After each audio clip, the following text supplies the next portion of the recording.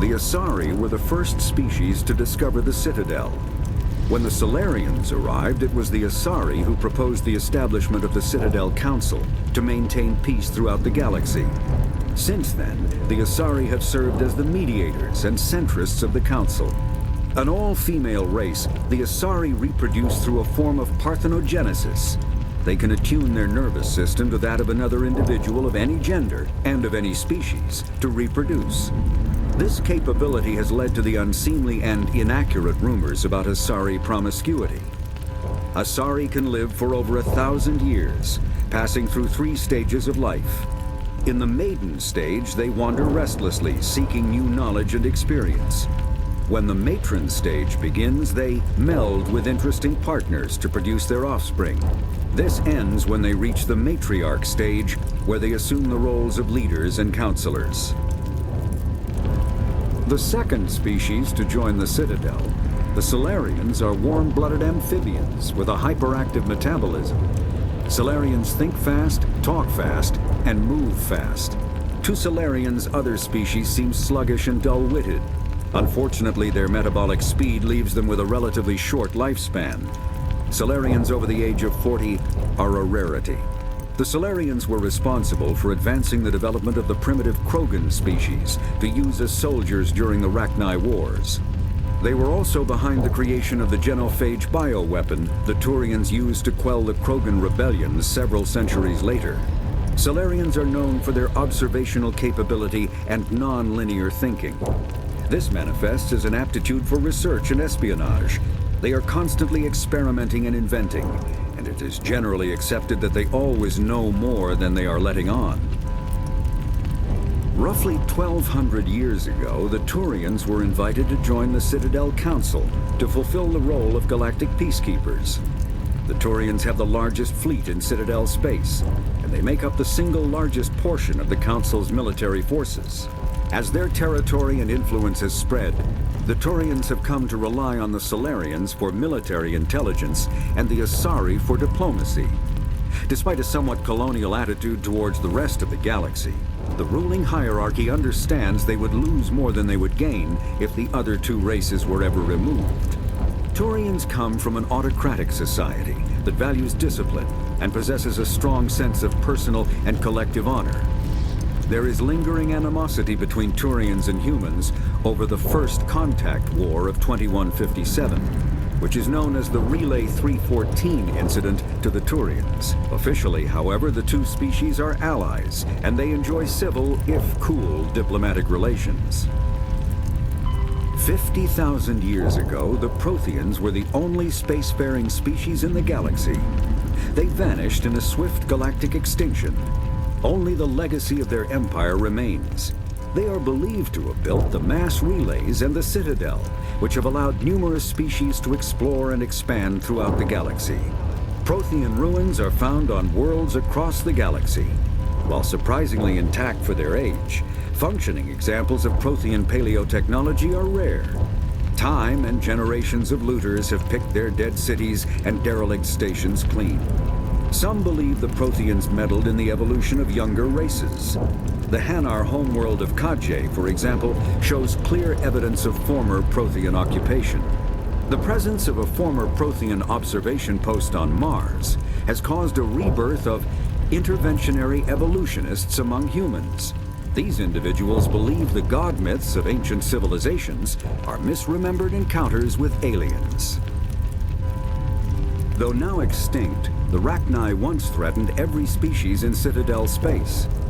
Over 2,000 years ago, explorers foolishly opened a mass relay to a previously unknown system and encountered something never seen before or since, a species of spacefaring insects guided by a hive mind intelligence.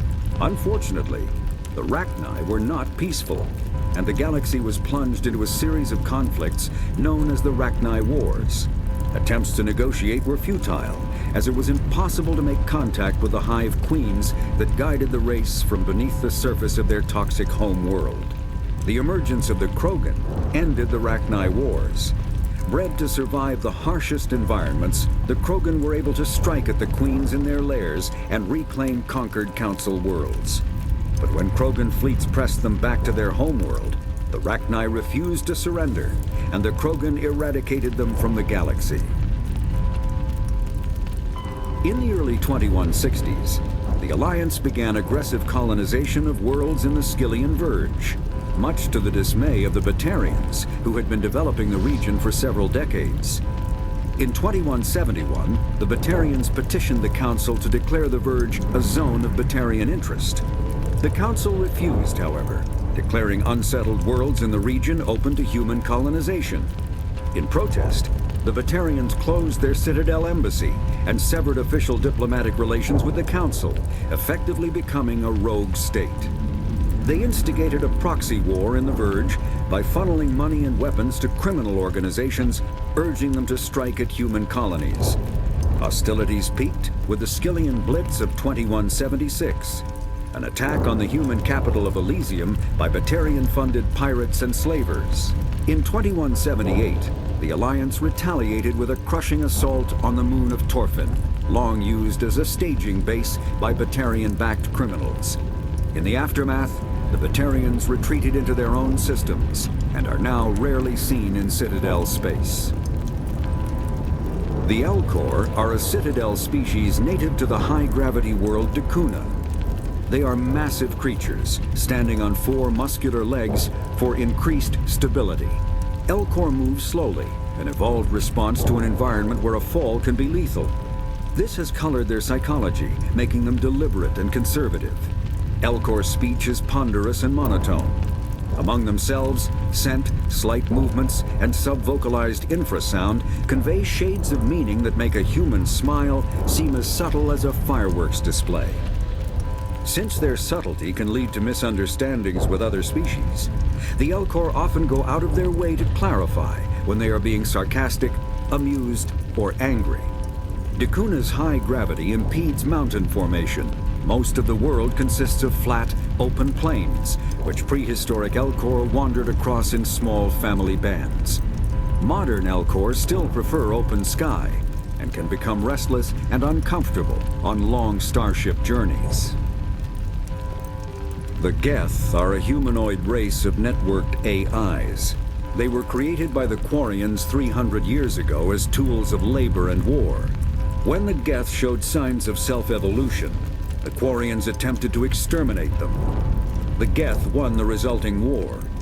This example has led to legal, systematic repression of artificial intelligences in galactic society.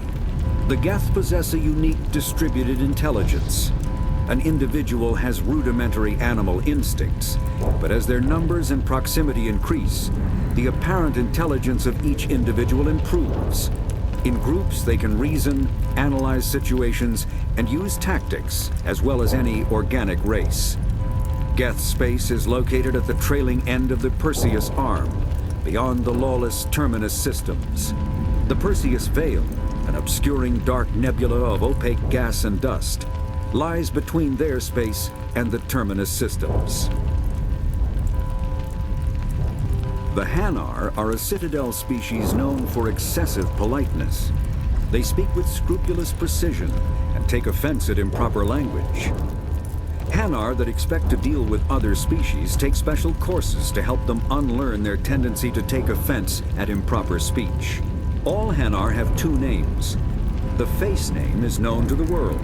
The soul name is kept for use among close friends and relations. Hanar never refer to themselves in the first person in conversation with someone they know on a face name basis. To do so is considered egotistical, so instead they refer to themselves as this one, or the impersonal it. Their homeworld, Kajay, has 90% ocean cover and orbits an energetic white star, resulting in a permanent blanket of cloud. Due to the presence of Prothean ruins on the world, many Hanar worship them, and Hanar myths often speak of an elder race that civilized them by teaching them language. When the Asari discovered the Citadel, they also discovered the Keepers, a docile, multi-limbed insect race that seemingly exists only to maintain and repair the Great Prothean Station. Early attempts to communicate with or study the Keepers were failures, and it is now illegal to interfere with or impede Keeper activity. Because they are completely non-threatening, keepers have become virtually invisible to everyone else. Similarly, they seem indifferent to other species, except for their tendency to help new arrivals integrate themselves into the Citadel. No matter how many keepers die due to old age, violence, or accident, they maintain a constant number.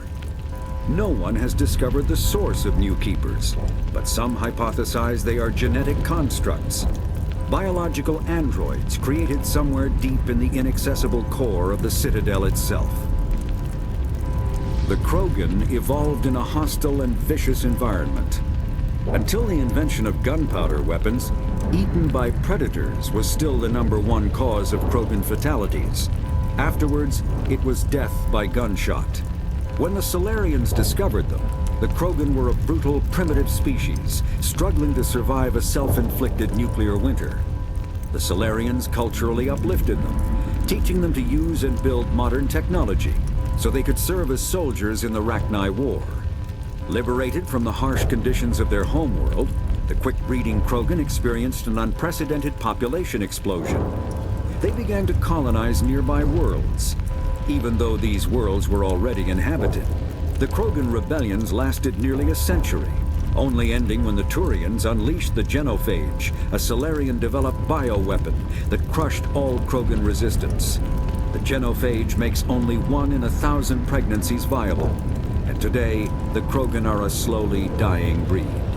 Understandably, the Krogan harbor a grudge against all other species, especially the Turians. Driven from their home system by the Geth nearly 3 centuries ago, most Quarians now live aboard the Migrant Fleet, a flotilla of 50,000 vessels ranging in size from passenger shuttles to mobile space stations. Home to 17 million Quarians, the flotilla understandably has scarce resources. Because of this, each Quarian must go on a rite of passage known as the Pilgrimage when they come of age. They leave the fleet and only return once they have found something of value they can bring back to their people. Other species tend to look down on the Quarians for creating the Geth, and for the negative impact their fleet has when it enters a system. This has led to many myths and rumors about the Quarians, including the belief that underneath their clothes and breathing masks, they are actually cybernetic creatures, a combination of organic and synthetic parts. The Volus are a member species of the Citadel with their own embassy, but they are also a client race of the Turians. Centuries ago, they were voluntarily absorbed into the hierarchy, effectively trading their mercantile prowess for Turian military protection. Erun, their homeworld, lies far beyond the normal life zone of its star. However, the world has a high-pressure greenhouse atmosphere that traps enough heat to support an ammonia-based biochemistry.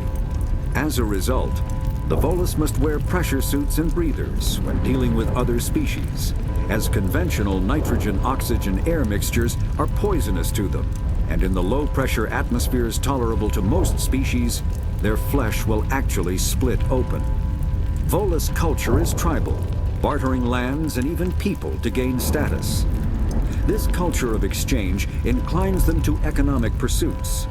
It was the Volus who authored the Unified Banking Act, and they continue to monitor and balance the Citadel economy.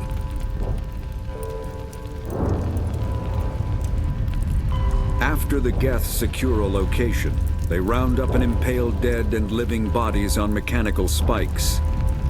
The spikes rapidly transform these victims into withered husks, extracting water and trace minerals, and replacing them with cybernetics.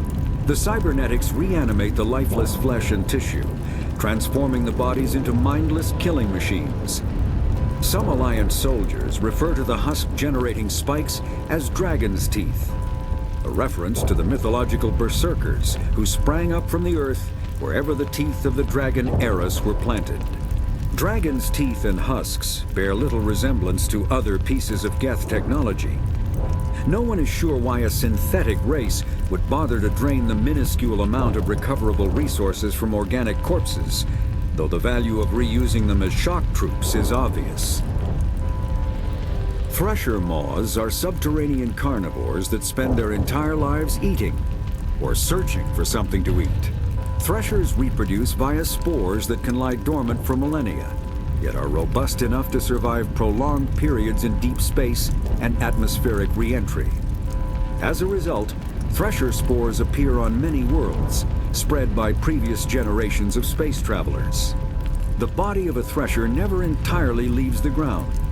Only the head and tentacles erupt from the Earth to attack.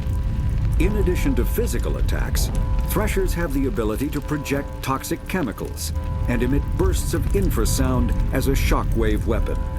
The Alliance first encountered threshers on the colony of Akuz in 2177. After contact was lost with the Pioneer team, Marine units were deployed to investigate. The shore parties were set upon by hungry threshers, and nearly the entire assault force was killed. Alliance forces recommend engaging threshers with vehicle-mounted heavy weapons. Varan are omnivores with a preference for living prey. Originally native to the Krogan homeworld of Tuchanka, they are, like most life from Tuchanka, savage, clannish, and consummate survivors.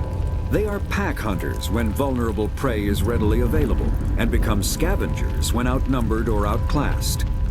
Their supreme adaptability, vicious demeanor, and rapid breeding cycle have made them ubiquitous and dangerous pests on many worlds.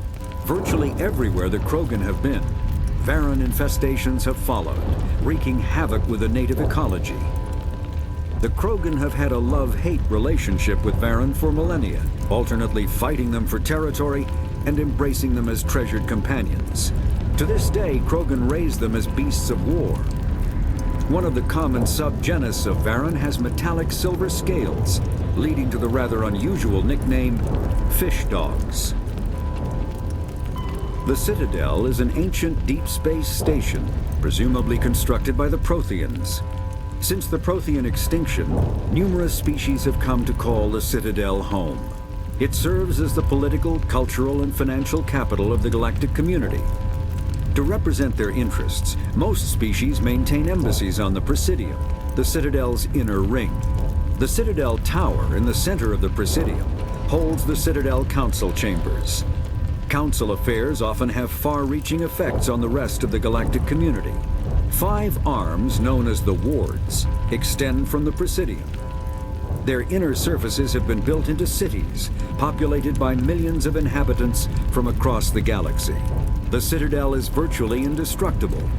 If attacked, the station can close its arms to form a solid, impregnable shell. For as long as the station has existed, an enigmatic race called the Keepers has maintained it. The Council is an executive committee composed of representatives from the Asari Republics, the Turian Hierarchy, and the Solarian Union.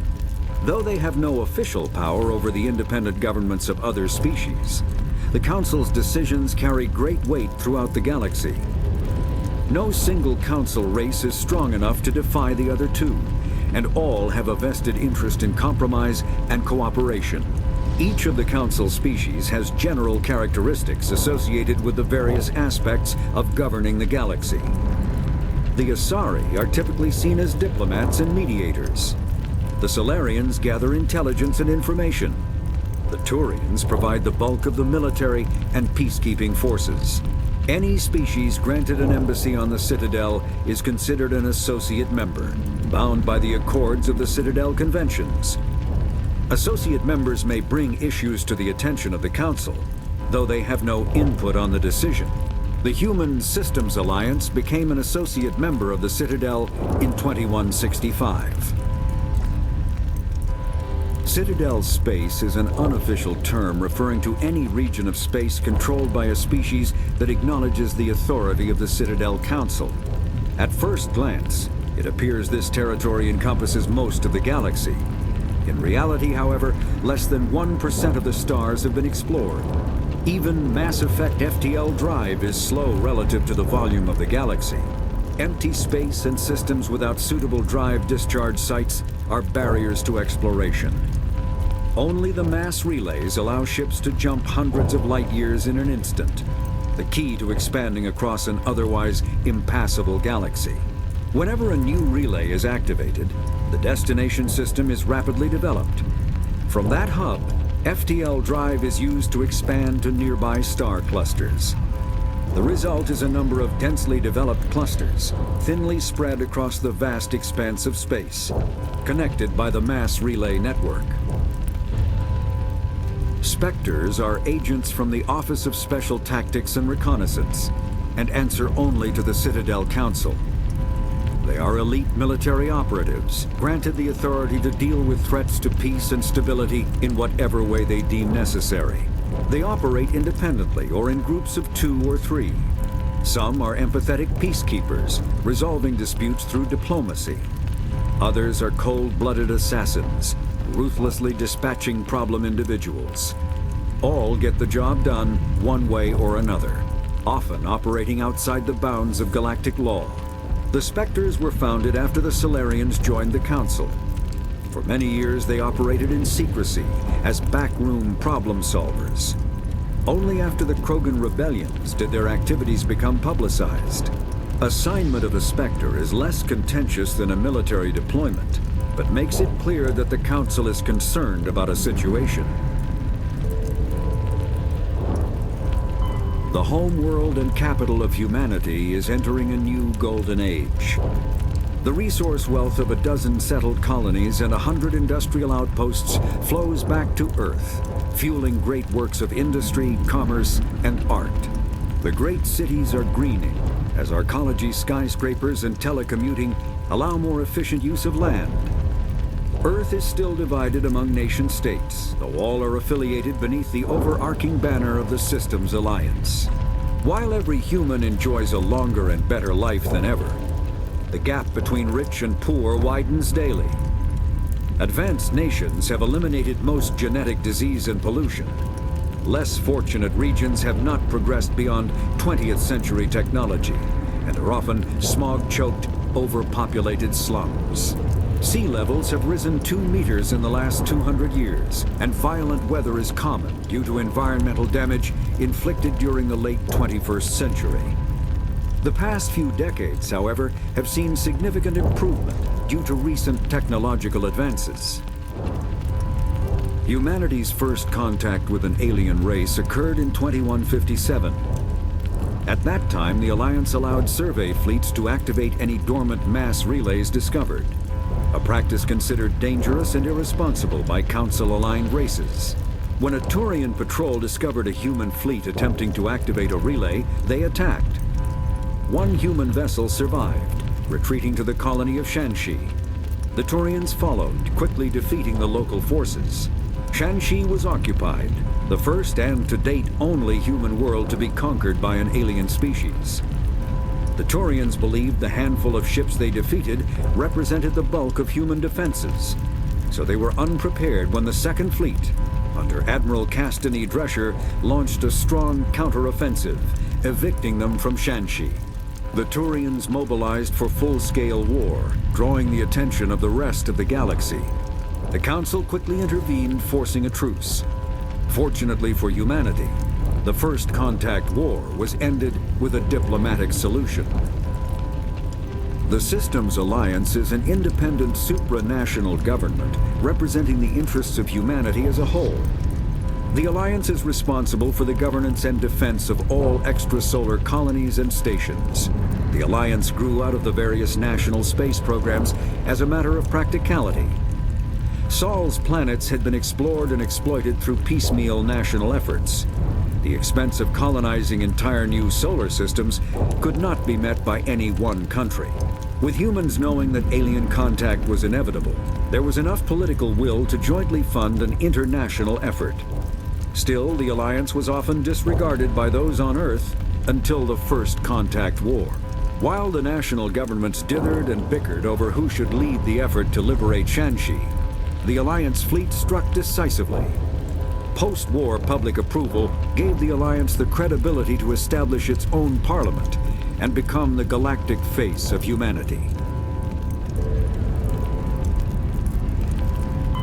Pharos is a habitable world in the Attican Beta Cluster. 2/3 of the habitable surface is covered with the ruins of a crumbling Prothean megatropolis. In the millennia since the Prothean extinction, the ruins have been repeatedly picked over by looters many times. Pharos was considered a poor prospect for colonization, as little open ground remains for agriculture. The only sizable freshwater sources are the poles, which are tapped by the decaying Prothean aqueduct systems. The dead cities, while in good condition considering their antiquity, are of uncertain stability. Ground level is congested by a dozen meters of fallen debris, and the air is fouled by dust. In 2178, the Human Exogeny Corporation announced its intention to place a permanent colony on Pharos to thoroughly explore the ruins.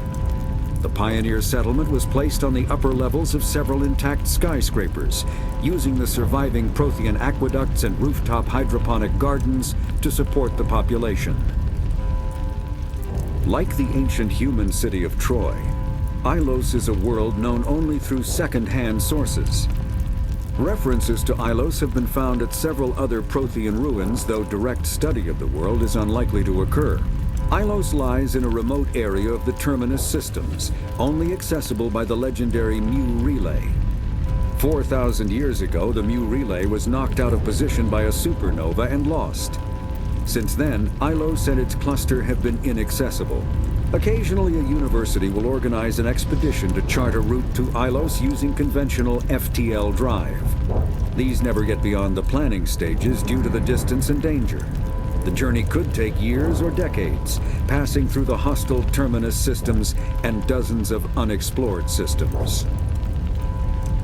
Noveria is a cool, rocky world with most of its hydrosphere locked up in massive glaciers.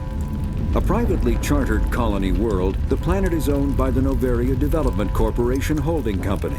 The NDC is funded by investment capital from 24 high-technology development firms and administrated by an executive board representing their interests. The investors built remote hot labs in isolated locations across Noveria's surface. These facilities are used for research too dangerous or controversial to be performed elsewhere, as Noveria is technically not part of Citadel space and therefore exempt from Council law. By special arrangement, Citadel Special Tactics and Reconnaissance agents have been granted extraterritorial privileges, but it remains to be seen how committed the Executive Board is to that principle. Given its unique situation, it is understandable that Noveria is often implicated in all manner of wild conspiracy theories. Vermeer is a lush world located on the frontier of the Attican Traverse. Its vast seas and orbital position on the inner life zone have created a wide equatorial band of humid, tropical terrain. Only the political instability of the region has impeded efforts at colonization. Many times the Citadel has opened negotiations to settle Vermeer with various criminal gangs and petty dictatorships in the nearby Terminus systems. All fell apart due to internal power shifts within the opposing parties. The Citadel has written off the colonization of Vermeer as impossible without significant political change. The Terminus powers themselves are unlikely to ever settle Vermeer. Most lack the resources to support settlement of a virgin world, finding it more expedient to steal from their neighbors than build for themselves. The Terminus systems are located on the far side of the Attican Traverse, beyond the space administered by the Citadel Council or claimed by the Human Systems Alliance. It is populated by a loose affiliation of minor species, united only in their refusal to acknowledge the political authority of the Council or adhere to the Citadel conventions. Their independence comes at a price. The Terminus is fraught with conflict. War among the various species is common, as governments and dictators constantly rise and fall. The region is a haven for illegal activities, particularly piracy and the slave trade. At least once a year, a fleet from the Terminus invades the nearby Attican Traverse. These attacks are typically small raids against poorly defended colonies. The Council rarely retaliates, as sending patrols into the Terminus systems could unify the disparate species against their common foe, triggering a long and costly war. There are between 200 and 400 billion stars in the galaxy, and less than 1% of them have ever been visited or had their systems properly surveyed. Humanity's early expansion into the Attican Traverse was haphazard, a desperate race to claim habitable planets where populations can be economically settled. Ignored in the wake of this land grab were thousands of less hospitable worlds, each potentially rich with industrial resources. The wealth of entire solar systems lies untapped, waiting for corporate survey teams or independent pioneers to discover and exploit them. However, this is not an easy task. In addition to the environmental hazards, the fact that uncharted worlds are largely ignored makes them popular bases for criminals, revolutionaries, cults, and others who wish to remain unnoticed by galactic society. Faster-than-light drives use element zero cores to reduce the mass of the ship, allowing higher rates of acceleration. This effectively raises the speed of light within the mass effect field, allowing high-speed travel with negligible relativistic time dilation effects. Starships still require conventional thrusters, chemical rockets, commercial fusion torch, economy ion engine, or military anti-proton drive, in addition to the FTL drive core. With only a core, a ship has no motive power. The amount of ESO and power required for a drive increases exponentially to the mass being moved and the degree it is being lightened. Very massive ships, or very high speeds, are prohibitively expensive. If the field collapses while the ship is moving at faster than light speed, the effects are catastrophic. The ship is snapped back to sublight velocity, the enormous excess energy shed in the form of lethal Cherenkov radiation. Larger warships are generally classified in one of four weights. Frigates are small, fast ships used for scouting and screening of larger vessels. Frigates often operate in wolf-pack flotillas. Cruisers are middleweight combatants, faster than dreadnoughts and more heavily armed than frigates. Cruisers are the standard patrol unit and often lead frigate flotillas. Dreadnoughts are kilometer-long capital ships mounting heavy, long-range firepower. They are only deployed for the most vital missions. Carriers are dreadnought-sized vessels that also carry large numbers of fighters. Smaller vessels are almost exclusively used in a support role to the warships during combat. Fighters are one-man craft used to perform close-range attacks on enemy ships. Interceptors are one-man craft optimized for destroying opposing fighters. The Normandy is a prototype starship developed by the Human Systems Alliance with the assistance of the Citadel Council. It is optimized for scouting and reconnaissance missions in unstable regions using state-of-the-art stealth technology. For most ships, the heat generated through standard operations is easily detectable against the absolute zero background of space. The Normandy, however, is able to temporarily sink this heat within the hull. Combined with refrigeration of the exterior hull, the ship can travel undetected for hours or drift passively for days of covert observation. This is not without risk. The stored heat must eventually be radiated, or it will build to levels capable of cooking the crew alive. Another component of the stealth system is the Normandy's revolutionary Tantalus drive, a Mass Effect core twice the standard size. The Tantalus drive generates mass concentrations that the Normandy falls into, allowing it to move without the use of heat-emitting thrusters. Sovereign is the flagship of the rogue Spectre Saren. An enormous dreadnought larger than any other ship in any known fleet, it is crewed with both Geth and Krogan. At 2 kilometers long, its spinal-mounted main gun is likely capable of penetrating another dreadnought's kinetic barriers with a single shot. How Saren acquired this incredible warship is unknown. The prevailing opinion is that Sovereign is a Geth construct, while others believe it is a Prothean relic. Its design, however, hints at a more alien and mysterious origin. The attack on Eden Prime demonstrated Sovereign's ability to generate mass effect fields powerful enough to land on a planetary surface. This implies it has a massive Element Zero core and the ability to generate staggering amounts of power. Ship mobility dominates space combat. The primary objective is to align the mass accelerator along the bow with the opposing vessel's broadside. Battles typically play out as artillery duels, fought at ranges measured in thousands of kilometers. though assaults through defended mass relays often occur at knife fight ranges, as close as a few dozen kilometers. Most ship-to-ship engagements are skirmishes between patrol vessels of cruiser weight and below, with dreadnoughts and carriers only deployed in full-scale fleet actions.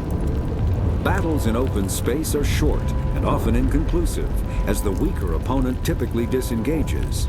Once a ship enters FTL flight, the combat is effectively over. There are no sensors capable of tracking them or weapons capable of damaging them. The only way to guarantee an enemy will stand and fight is to attack a location they have a vested interest in, such as a settled world or a strategically important mass relay. The Mako infantry fighting vehicle was designed for the System Alliance's frigates. Though the interior is cramped, an M35 is small enough to be carried in the cargo bay and easily deployed on virtually any world. With its turreted 155mm mass accelerator and coaxially mounted machine gun, the Mako can provide a fire team with weapon support as well as mobility. Since Alliance Marines may be required to fight on any world, the Mako is environmentally sealed and equipped with microthrusters for use on low-gravity planetoids. The Mako is powered by a sealed hydrogen-oxygen fuel cell and includes a small Element Zero core. While not large enough to nullify the vehicle's mass, the core can reduce it enough to be safely airdropped. When used in conjunction with thrusters, it also allows the Mako to extricate itself from difficult terrain. Biotics is the ability of rare individuals to manipulate dark energy and create mass effect fields through the use of electrical impulses from the brain. Intense training and surgically implanted amplifiers are necessary for a biotic to produce mass effect fields powerful enough for practical use. The relative strength of biotic abilities varies greatly among species and with each individual. There are three branches of biotics. Telekinesis uses mass-lowering fields to levitate or impel objects. Mass-raising kinetic fields are used to block or pin objects. Spatial distortion uses rapidly shifting mass fields to shred objects. Most organic species are capable of developing biotic abilities, though there are risks involved. Biotics are the result of an in utero exposure to Element Zero. This usually causes fatal cancers in the victim, but in rare cases, it coalesces into nodules within the fetus's developing nervous system. An artificial intelligence is a self-aware computing system capable of learning and independent decision-making. Creation of a conscious AI requires adaptive code, a slow, expensive education, and a specialized quantum computer called a blue box. An AI cannot be transmitted across a communication channel or computer network. Without its blue box, an AI is no more than data files. Loading these files into a new blue box will create a new personality, as variations in the quantum hardware and runtime results create unpredictable variations. The Geths serve as a cautionary tale against the dangers of rogue AI, and in Citadel space, they are technically illegal. Advocacy groups argue, however, that an AI is a living, conscious entity, deserving the same rights as organics. They argue that continued use of the term artificial is institutionalized racism on the part of organic life. The term synthetic is considered the politically correct alternative. A virtual intelligence is an advanced form of user interface software. VIs use a variety of methods to simulate natural conversation, including an audio interface and an avatar personality to interact with. Although a VI can provide a convincing emulation of sentience, they are not self-aware, nor can they learn or take independent action. VIs are used as operating systems on commercial and home computers. Minimal VI agents are also available. Agents are compact and specialized. Some serve as personal secretaries, filtering calls and scheduling meetings based on user-defined priorities. Others are advanced search engines, propagating themselves across the extranet to collate user-requested data. Commercial VIs in a variety of stock personalities are available at any software retailer. Boutique firms and hobbyists also build unique VIs to personal specification. Although software emulation of living personalities is illegal, reconstructions of famous historical figures are common. When subjected to an electrical current, the rare material dubbed Element Zero, or EZO, emits a dark energy field that raises or lowers the mass of all objects within it. This mass effect is used in countless ways, from generating artificial gravity to manufacturing high-strength construction materials. It is most prominently used to enable faster-than-light space travel. EZO is generated when solid matter, such as a planet, is affected by the energy of a star going supernova. The material is common in the asteroid debris that orbits neutron stars and pulsars. These are dangerous places to mine, requiring extensive use of robotics, telepresence, and shielding to survive the incredible radiation from the dead star. Only a few major corporations can afford the setup costs required to work these primary sources. Humanity discovered refined Element Zero at the Prothean Research Station on Mars, allowing them to create mass effect fields and develop FTL travel. Element Zero can increase or decrease the mass of a volume of space-time when subjected to an electrical current. With a positive current, mass is increased. With a negative current, mass is decreased. The stronger the current, the greater the magnitude of the dark energy mass effect. In space, low-mass fields allow FTL travel and inexpensive surface-to-orbit transit. High-mass fields create artificial gravity and push space debris away from vessels. In manufacturing, low-mass fields permit the creation of evenly blended alloys, while high-mass compaction creates dense, sturdy construction materials.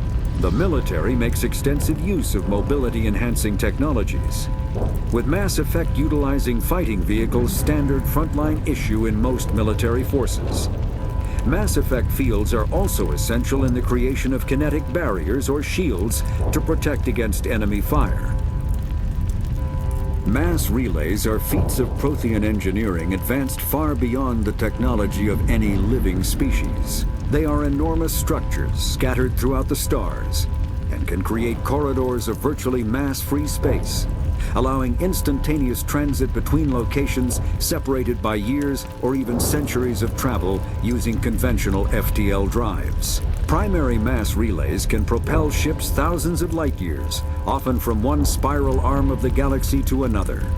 However, they have fixed one-to-one connections. A primary relay connects to one other primary relay and nowhere else. Secondary relays can only propel ships across a few hundred light years. However, they are omnidirectional. A secondary relay can send a ship to any other relay within its limited range. There are many dormant primary relays whose corresponding twins have not yet been located. These are left inactive until their partner is charted, as established civilizations are unwilling to blindly open a passage that might connect them to a hostile species. Omni-tools are handheld devices that combine a computer microframe, sensor analysis pack, and manufacturing fabricator. Versatile and reliable, an Omni-tool can be used to analyze and adjust the functionality of most standard equipment, including weapons and armor, from a distance. The fabrication module can rapidly assemble small three-dimensional objects from common reusable industrial plastics, ceramics, and light alloys. This allows for field repairs and modifications to most standard items, as well as the reuse of salvaged equipment. Omni-tools are standard issue for soldiers and first-in colonists. Combat hard suits use a dual-layer system to protect the wearer. The inner layer consists of fabric armor with kinetic padding. Areas that don't need to be flexible, such as the chest or shins, are reinforced with sheets of lightweight, ablative ceramic. The outer layer consists of automatically generated kinetic barriers.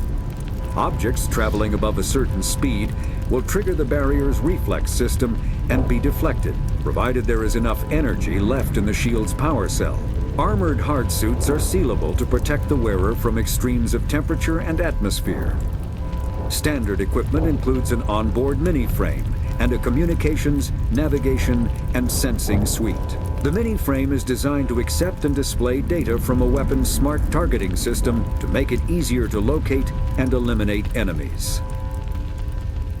Kinetic barriers, more commonly called shields, provide protection against most mass accelerator weapons. Whether on a starship or a soldier's suit of armor, the basic principle remains the same. Kinetic barriers are repulsive mass effect fields, projected from tiny emitters. These shields safely deflect small objects traveling at rapid velocities. This affords protection from bullets and other dangerous projectiles, but still allows the user to sit down without knocking away their chair. The shielding afforded by kinetic barriers does not protect against extremes of temperature, toxins, or radiation. A mass accelerator propels a solid metal slug using precisely controlled electromagnetic attraction and repulsion.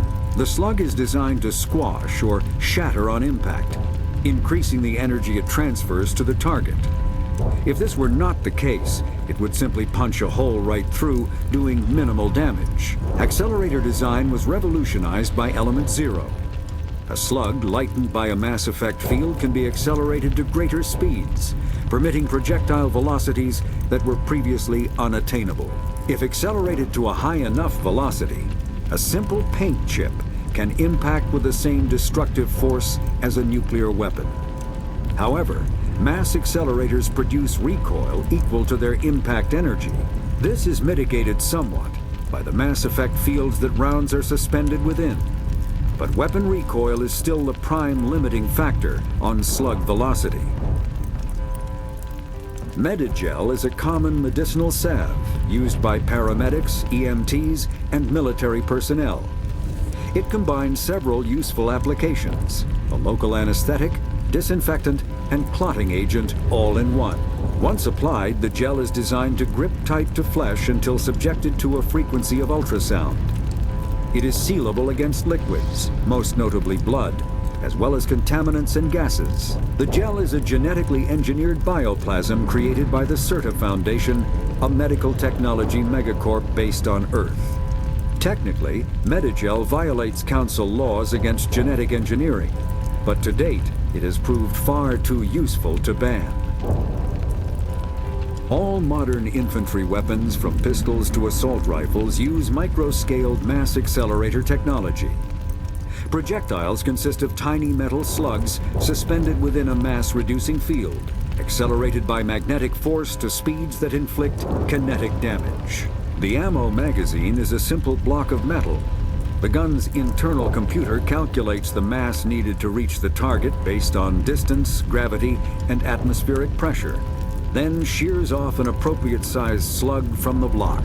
A single block can supply thousands of rounds, making ammo a non-issue during any engagement. Top-line weapons also feature smart targeting that allows them to correct for weather and environment. Firing on a target in a howling gale feels the same as it does on a calm day at the practice range.